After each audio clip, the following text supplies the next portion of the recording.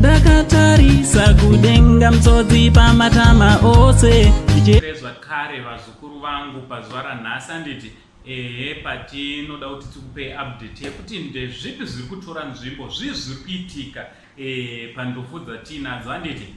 so chiteerera muzukuru wangu kana wanga usati wasubscribe padis channel I kindly ask you muzukuru wangu kuti chisubscribe padis channel, turn on your notification bell kuitira kuti pega pega patinouploada a video you'll be notified anditi so vazukuru ndichida kungopai update yezviri kuitika anditi zvamunofanira kuti munge muri munoziva kuti zviri kutora nzvimbo pandofu dzemacelebrities enyu dzemasocialites enyu anditi so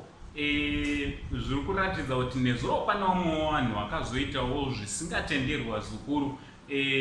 ozoti pane vamwe vanhu vasina kana tsitsi vanongori nechibrenze kuda kuba kunyange panhamo. Hamena kuti vanhu vazukuru vangu vakadaro ndovaita sei chaizvo tiri kunzwa kuti hanzi kunhamo kwaGenius vanga vagadzira utende zvakanaka nemachezi akazotsvagwawo kuti ange ari anogarwa nevanhu sepakuti kana paita nhamo munongoziva kuti panofanira kuti pange pari panogarwawo nevanhu handiti vachikurukura nezvinoitwa zvichiitwa handiti so zvazoonekwa kunzi zvoni pane vakomana vaviriwo vemunharaunda vakazosvikawo pavakaba macheya uye uzoba panhamo here vazukuru zvinhu zvatingakurudzirei ndichida kungokurudzirai kune vese vari kufamba vachienda kudzinhamo kuti aiwa chengetedzai zvinhu zvenyu nekuti pane vamwe vanhu vanenge vari panhamo vanenge vari kutori pamisheni sevakomana vamwe wachona akazobatwa umwe ari parani zvake asi vanga vatosvika pavakaba macheya epanhamo dzaGenius handiti chida kungokuupdate zvakare kuti zvoni mangwana kuchaitwa postmortem yemitumbi handiti vapedza kudaro zviri kufungidzirwa kana kuti zviri kutarisirwa kunzi